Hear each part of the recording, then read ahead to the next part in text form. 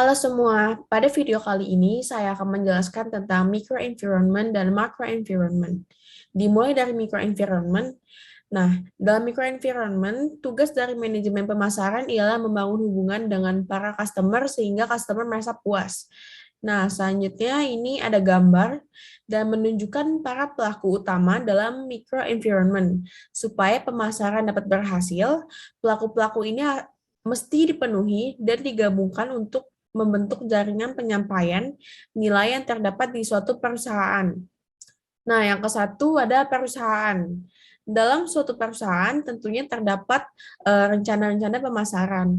Maka dari itu, manajemen pemasaran mempertimbangkan beberapa hal ini, yaitu manajemen puncak, keuangan, penelitian, dan pengembangan, pembelian, operasi, dan akuntansi.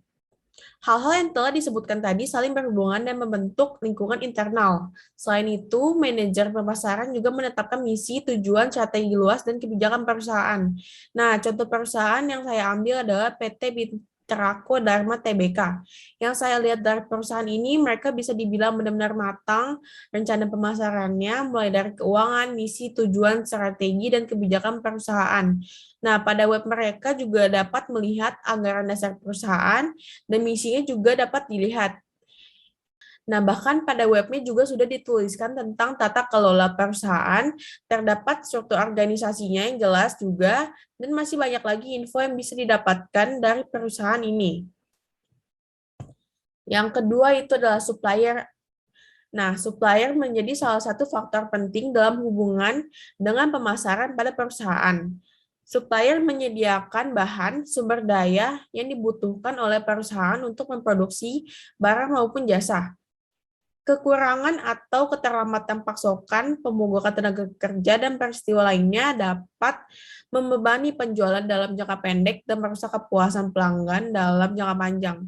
Naiknya biaya pasokan dapat memaksa kenaikan harga yang dapat merugikan volume penjualan perusahaan. Nah, saya ambil contohnya itu adalah perusahaan Walmart. Walmart memiliki kunci keberhasilan yaitu dalam mengelola end-to-end supply chain-nya secara terintegrasi.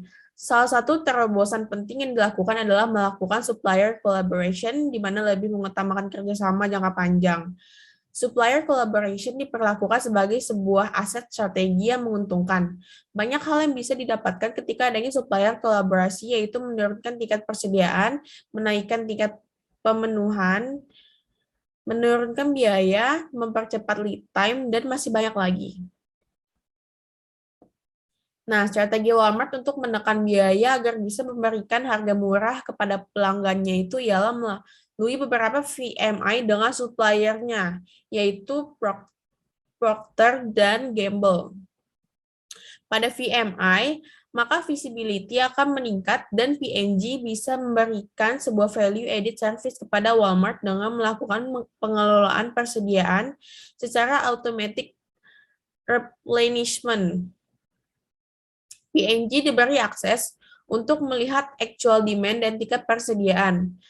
Ketika persediaan mencapai titik minimal, maka secara otomatis P&G akan mengisi kembali persediaan tersebut. Tentunya biaya pemesanan akan turun drastis karena tidak lagi diperlukan monitor kedatangan dilakukan oleh personel bagian pengadaan setiap harinya. Nah, keuntungan dari sisi suppliernya itu adalah terjalinnya kerjasama jangka panjang dan jumlah pesanan yang lebih pasti dan terencana sehingga meningkatkan jaminan penjualan dan cash flow dapat diatur dengan lebih baik. Selanjutnya ada perantara pemasaran. Nah, perantara pemasaran ini membantu perusahaan mempromosikan, menjual, dan mendistribusikan produknya kembali ke pembeli akhir. Mereka termasuk pengecer, perusahaan distribusi fisik, agen layanan pemasaran, dan perantara keuangan. Saya akan mengambil contoh di sini yaitu pengecer, yang artinya ketika membeli barang, produk, dan menjualnya ke pelanggan akhir untuk konsumsi, dan bukan untuk dijual kembali. Nah, ini dikenal sebagai retail. Contohnya itu adalah TipTop. TipTop adalah pasar swalayan dan department store yang menjual barang-barang kebutuhan rumah tangga. Nah, kebanyakan konsumen yang membeli di TipTop ini langsung mengkonsumsi barang tersebut dan tidak akan dijual lagi. Poin selanjutnya yaitu adalah pesaing. Tentunya dalam menjalankan perusahaan, pastinya terdapat pesaing-pesaing yang barangnya sejenis dengan perusahaan yang ingin kita bangun. Maka dari itu, agar sukses, perusahaan harus memberikan nilai dan kepuasan pelanggan yang lebih besar dengan perusahaan pesaing. Mereka juga harus mendapatkan keuntungan strategis dengan mempromosikan penawaran mereka secara kuat terhadap penawaran pesaing di benak konsumen. Nah, salah satu contohnya itu yang saya ambil adalah Coca-Cola dan Pepsi. Persaingannya telah lama dikenal dengan sebutan soda wars atau perang soda. Ada juga yang menyebutnya The Coca-Cola Wars.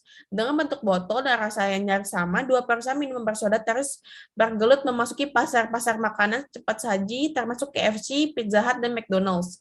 Namun faktanya, setiap restoran di berbagai negara memiliki selera yang berbeda-beda. Tetapi dengan banyaknya perusahaan cepat saji yang memilih Coca-Cola, minuman tersebut menjadi raja yang mendominasi industri tersebut. Oke, selanjutnya ada publik. Nah, terdapat beberapa jenis publik yang tercakup dalam lingkungan pemasaran. Di antaranya adalah publik keuangan, publik media, publik pemerintah, publik aksi, warga, dan publik lokal. Nah, saya akan memberikan satu contoh perusahaan yang menerapkan publik aksi warga. Nama perusahaannya itu yang sama tadi, yaitu PT Binteraco Dharma.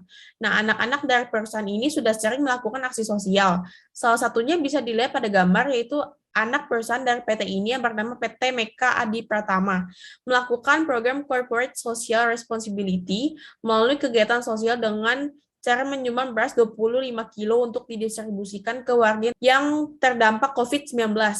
Tujuan kegiatan CSR ini adalah untuk ikut berpartisipasi dalam membantu masyarakat di wilayah Salaman Mloyo yang terdampak COVID-19. Dengan cara banyak melakukan aksi sosial seperti ini, tentunya perusahaan ini mendapatkan banyak perhatian dari masyarakat sekitar dan bisa membantu berhubungan dengan kelompok-kelompok masyarakat. Ya, selanjutnya ada pelanggan.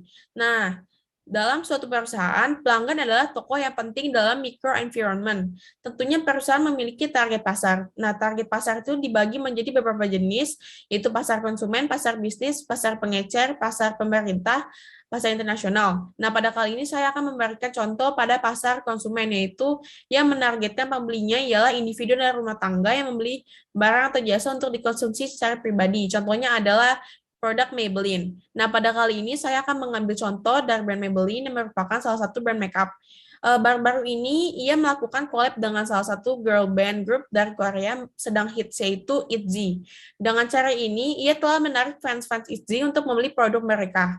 Nah, selain itu mereka juga menjualnya itu dalam bentuk bundle yang nantinya akan berhadiahkan free pouch dan photocard. Nah, dan bundle-nya ini juga terdapat diskon yang besar-besaran, jadi hal ini bisa semakin menarik pembeli. Oke, selanjutnya kita pindah ke macro environment. Nah, lingkungan makro terdiri dari kekuatan yang lebih luas dibandingkan yang tadi, yang mempengaruhi aktor dalam lingkungan mikro. Nah, gambar ini menunjukkan 6 kekuatan utama dalam lingkungan makro perusahaan. Yang pertama yaitu adalah demografi. Studi tentang populasi manusia dalam hal ukuran, kepadatan, lokasi, usia, jenis, kelamin, ras pekerjaan, dan statistik lainnya.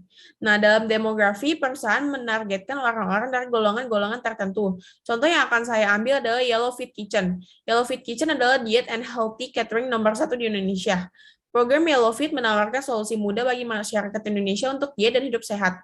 Karena banyak orang yang di luar sana yang memiliki mindset yang salah mengenai diet. Kalau diet itu makanannya hambar, diet itu mahal, diet itu susah, diet itu menyiksa. Nah, Yellow Fit akan membuktikan bahwa diet itu mudah, murah, enak, dan menyenangkan.